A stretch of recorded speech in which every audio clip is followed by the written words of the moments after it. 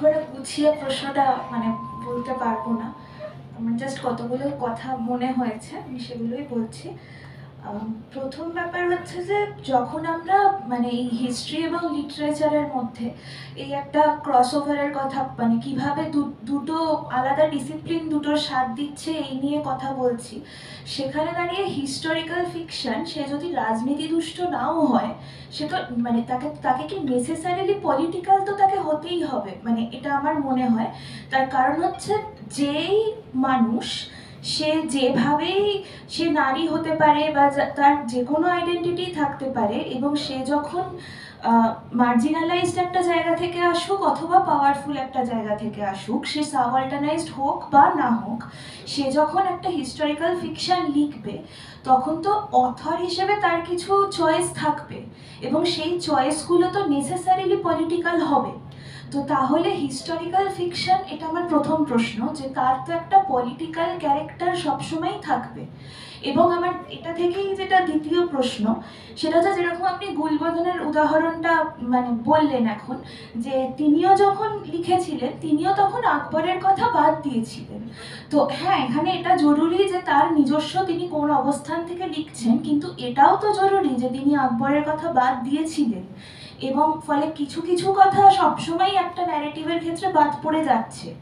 তো সেক্ষেত্রে কি মানে আমরা কি ব্যাপারটাকে এইভাবে ভাবতে পারি যে সবসময় কখনোই একটা সিঙ্গুলার কম্প্রিহেন্সিভ হিস্ট্রি তৈরি করা, মানে এটা একটা ইম্পসিবিলিটি রয়েছে, এবং সবসময় আমাদেরকে ডিল করতে হবে যে মাল্টিপল হিস্ট্রি রয়েছে, এবং ওই সার্বিক ইতিহাস তৈরির থেকে ওই অনেকগুলো ইতিহাস কিভাবে পরস্পরের সাথে ইন্টারঅ্যাক্ট করছে সেই ট্র্যাজেক্টরিটা কি অনেক বেশি জরুরি হয়ে যায় এই কনটেক্সটে।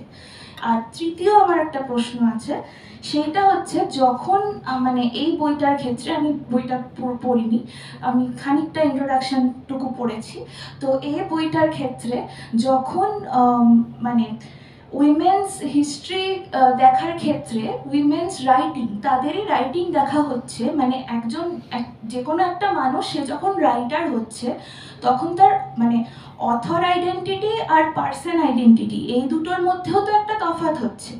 তো সে যে পলিটিক্স নিয়ে লিখছে আর তার জীবনে তার যাপনের যে পলিটিক্স, এই দুটো তো সবসময় একদম মানে ওভারল্যাপ করে না এবং স্ট্যান্ড অ্যাপার্ট করে।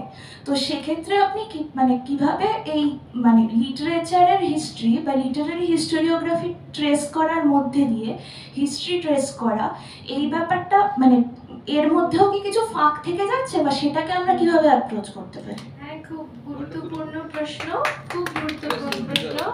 হ্যাঁ, ধন্যবাদ এই প্রশ্নের জন্য। আমি এক এক করে যাই। প্রথম প্রশ্নটা ছিল বোধহয় যে গুলবাদন বেগম যে ইতিহাস লিখেছেন, না, প্রথম প্রশ্নটা ছিল ইতিহাস এবং হিস্টোরিক্যাল, হ্যাঁ হ্যাঁ, পলিটিসাইজড হিস্টোরিক্যাল ফিকশন। আমি হিস্টোরিক্যাল ফিকশন যেগুলো আমরা পড়ি, সাধারণত যিনি লেখেন, ফিকশন রাইটার, তিনি লেখেন যে আমি অনেকগুলো গবেষণার পরে এই কাজটা করেছি। যেমন জাহানারার ইতিহাস নিয়ে যারা হিস্টোরিক্যাল ফিকশন লিখেছেন তারা সবাই দাবি করেছেন এইটা, যে আমরা জাহানারার ইতিহাস ঘেঁটে এগুলো লিখেছি। কিন্তু ইন্টারেস্টিংলি তাদের কেউই জাহানারার যে একটি সাহিত্যিক সত্তা ছিল, জাহানারা যে কিছু লিখতেন, সেটা উল্লেখই করেননি, কোথাও উল্লেখ নেই। আর জাহানারা যে নানান ধরনের প্রেমের সম্পর্কের ভেতর দিয়ে গেছেন, সেটাই ওই উপন্যাসগুলির মূল উপজীব্য। একটি উপন্যাস জাহানারার যে একজন বিদেশি, একজন ইংরেজ ডাক্তারের সাথে, চিকিৎসকের সাথে তার প্রেমের একটি কাহিনী শোনা যায়, সেটা তুলে এনেছে। একটি উপন্যাস তুলে এনেছে জাহানারার সঙ্গে একজন মুসলিম সেনাপতির সম্পর্কের ইতিহাস। একটিতে তার বাবার সাথে তার যে একটা সম্পর্ক, অনৈতিক সম্পর্কের যে একটা গুজব আছে, সেটাকে যদিও সত্য হিসেবে প্রতিষ্ঠা করেনি, কিন্তু সেই ইতিহাসটি মূলত এখানে তুলে এনেছেন তিনি। এই ৩-৪টে উপন্যাসের কোথাও কিন্তু একজনও বলেননি যাহারা সাহিত্যিক ছিলেন। আমার প্রশ্নটা সেইখানে, যদি আমি গবেষণা করি, আমি একেবারেই একটা তথ্যকে সম্পূর্ণ মুছে দিয়ে অন্য তথ্যগুলোকে আনবো যেগুলো অনেকটাই গুজব আকারে, এবং এই প্রাসাদের জেনানাতে বিদেশি পর্যটকদের প্রবেশাধিকার ছিল না। সেই যে রেফারেন্সগুলো তারা দেন সেগুলো বেশিরভাগই ওই সমস্ত পর্যটকদের লেখা রেফারেন্স, যেখানে তারা প্রাসাদের অন্তঃপুরে যেতে পারছেন না এবং প্রাসাদের যে নারীরা রয়েছেন তাদের নিয়ে তারা কল্পনা প্রসূত নানান আখ্যান লিখে গেছেন। বিশেষ করে ইউরোপীয় চিকিৎসকদের লেখা যে অন্তঃপুরের কিছু আখ্যান আমরা পাই, সেগুলো সবই কিন্তু কল্পনা নির্ভর, এবং সেইগুলোকে রেফারেন্স হিসেবে ব্যবহার করেছেন আমাদের এই হিস্টোরিক্যাল ফিকশন রাইটাররা। ঠিক আছে? আর গুলবদন বেগম যেটা করেছেন, একেবারেই যে তিনি আকবরের কথা লেখেননি তা নয়। আকবরের শৈশবকে তিনি দেখিয়েছেন কিভাবে, যখন আকবরের পিতা মাতা যুদ্ধক্ষেত্রে শিশু আকবরকে ফেলে চলে যাচ্ছে, সেটা তিনি দেখিয়েছেন। কিন্তু আকবরের যে শৌর্য বীর্য, তার যুবা বয়সের সম্রাট হিসেবে যে নানান ধরনের কাজ, সেগুলোর কিছুই তিনি দেখাননি।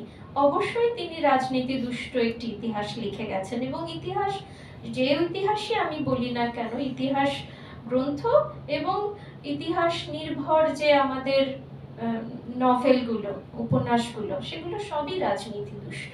কিন্তু এই রাজনীতির ভেতরেও এক ধরনের, আমার মনে হয় তারা নানান রকমের স্পেস তৈরি করেন। আমি কিছুদিন আগেই এই কনসেপ্টগুলো জেনেছি। এডওয়ার্ড সোজা যে first space, second space, third স্পেসের কথা বলছেন, যে রিয়েল স্পেস, ইমাজিনারি স্পেস এবং দ্য মিক্সড স্পেস। এইখানে আমার মনে হয় যে হিস্টোরিক্যাল ফিকশনগুলো মিক্সড স্পেসে থাকলে আমাদের সুবিধা হয়, কিন্তু সম্পূর্ণ কল্পনা নির্ভর হয়ে গেলে, সেকেন্ড স্পেসে চলে গেলে, তখন তার থেকে সত্য অন্বেষণ করাটা দুরূহ হয়ে পড়ে। ফলে এই যেগুলো আমরা দাবি করব, যেগুলো আমি ইতিহাস ঘেটে লিখেছি, এখানে ইতিহাসের পাশাপাশি কল্পনার মিশ্রণ আছে, সেখানে আমার মনে হয় মিশ্রণটা থাকা জরুরি। সম্পূর্ণ কল্পনা প্রসূত হয়ে গেলে তখন সেটাকে আর হিস্টোরিক্যাল নাম দিয়ে দূষিত করার প্রয়োজন নেই। শুধুই ফিকশন থাকুক না, অসুবিধে কি? আর তৃতীয় যে প্রশ্নটা ছিল যে এই যে এতগুলো ইতিহাস পাঠ, হ্যাঁ অবশ্যই আমি তো এটাই বলতে চেয়েছি আমার বক্তব্যে, যে যত ধরনের ইতিহাস আমরা পাই সেগুলো সবই পাঠের প্রয়োজন আছে। কারণ সবগুলোই রাজনীতি দুষ্ট হতে পারে, কিন্তু সবগুলো পাঠের ভেতর দিয়ে ইতিহাসের যে অন্বেষণ, যে ক্রস চেকিং, যে ট্রায়াঙ্গুলেশন, সেটা কিন্তু হয়। ফলে পাঠ করাটা জরুরি। আমি এটা পড়বো না, এটা অমুক লিখেছেন, ওনারটাতে অমুক রাজনীতি আছে, আমি এটা পড়বো না, এই ধরনের মনোভাব পোষণ না করা ভালো। সব রকম ইতিহাস একসাথে করে পড়া ভালো। আমি যেটাকে কন্ট্রাপন্টাল রিডিং বলছি ইতিহাসের। আর একটা প্রশ্ন কি ছিল আমি মনে করতে পারছি না। অথর সেলফ আর ওটা মানে বলে হ্যাঁ, অথরের নিজের যে ব্যক্তিগত জীবন এবং অথরের যে একটা লেখক সত্তা, এই দুটো তো আলাদা হতেই পারে। আমি যেটা বলি, আমি ব্যক্তিগত জীবনে সেটা পালন নাও করতে পারি। আমি আমার বইতে একটা কথা লিখে রেখে যেতে পারি, সেটা আমি ব্যক্তিগত জীবনে অনেক সময়ই করি না। এটা তো হতেই পারে, এবং দুটো সত্তা অনেক সময় না মিলতে পারে।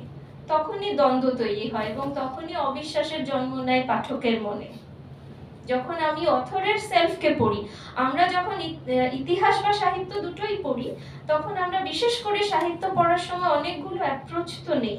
একটা হিস্টোরিক্যাল বায়োগ্রাফিক্যাল অ্যাপ্রোচ, একটা হচ্ছে থিওরিটিক্যাল অ্যাপ্রোচ, রাইট, এবং একটা হচ্ছে ক্রিটিক্যাল যে অ্যাপ্রোচটা, সেটা আমরা ওই থিওরিটিক্যাল অ্যাপ্রোচকে ধারণ করেই করি।